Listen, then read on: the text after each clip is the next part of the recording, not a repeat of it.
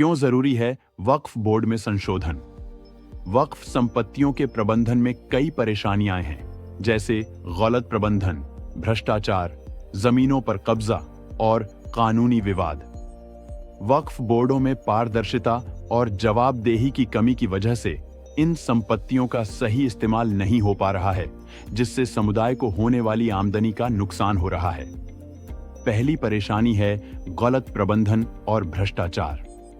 वक्फ बोर्डों में पारदर्शिता और जवाबदेही की कमी के चलते गलत प्रबंधन और भ्रष्टाचार के इल्जाम लगते रहते हैं। इस वजह से वक्फ संपत्तियों का सही ढंग से इस्तेमाल नहीं हो पा रहा, जिससे समुदाय की भलाई के लिए जरूरी आमदनी का नुकसान हो रहा है।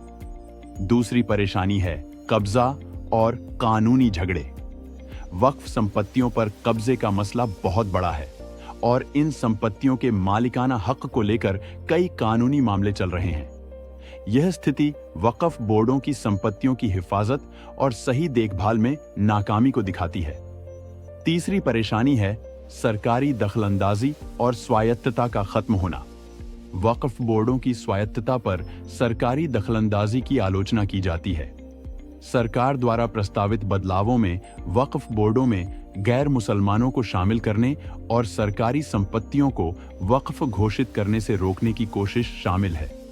इससे वक्फ बोर्डों की आजादी कम हो रही है। चौथी परेशानी है प्रक्रियात्मक जटिलताएं। वक्फ संपत्तियों की घोषणा और प्रबंधन में कानूनी और प्रशासनिक प्रक्रियाएं मुश्किल हैं। यह स्थिति संपत्तियों के सही प्रबंधन में रुकावटें खड़ी करती है और वक्फ बोर्डों के काम को और मुश्किल बना देती है। आखिरी परेशानी है समुदाय के हकों का हनन। कुछ आलोचक मानते हैं कि वक्फ अधिनियम और उसके प्रबंधन में किए गए बदलाव मुस्लिम समुदाय के धार्मिक हकों का उल्लंघन करते हैं और उन्हें पीछे कर देते हैं। इन बातों से साफ है कि वक्फ संपत्तियों के प्रबंधन में कई चुनौतियां हैं। इन समस्याओं का हल पारदर्शिता, जवाबदेही और समुदाय की भागीदारी से ही हो सकता है। 2024 वक्फ संशोधन विधेयक का मुख्य मकसद वक्फ संपत्तियों के प्रबंधन और हिफाजत में सुधार लाना है। इसमें वक्फ संपत्तियों पर गैर कानूनी कब्जे को रोकने और औरतों व गैर मुसलमानों को वक्फ बोर्ड में शामिल करने जैसे अच्छे बदलाव शामिल हैं। विधेयक में पारदर्शिता लाने के लिए वक्फ बोर्डों को सभी संपत्ति दावों की जांच करवानी होगी। इसमें डिजिटलीकरण और जीआईएस मैपिंग जैसे तकनीकी तरीकों का इस्तेमाल किया जाएगा।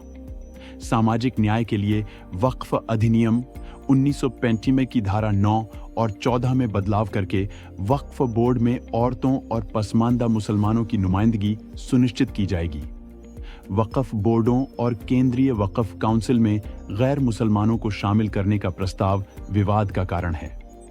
कुछ लोग इसे धार्मिक स्वायत्तता पर दखल मानते हैं, लेकिन सरकार का कहना है कि यह सबको साथ लेकर चलने और बेहतर शासन की तरफ एक कदम है। विधेयक में वक्फ संपत्तियों के लिए नई जांच प्रक्रियाएं लागू की जाएंगी।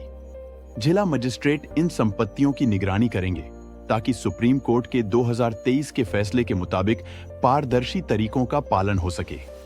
ये बदलाव वक्फ बोर्डों की ताकत पर न्यायिक निगरानी सुनिश्चित करेंगे ताकि संवैधानिक मूल्यों और व्यक्तिगत अधिकारों का हनन न हो।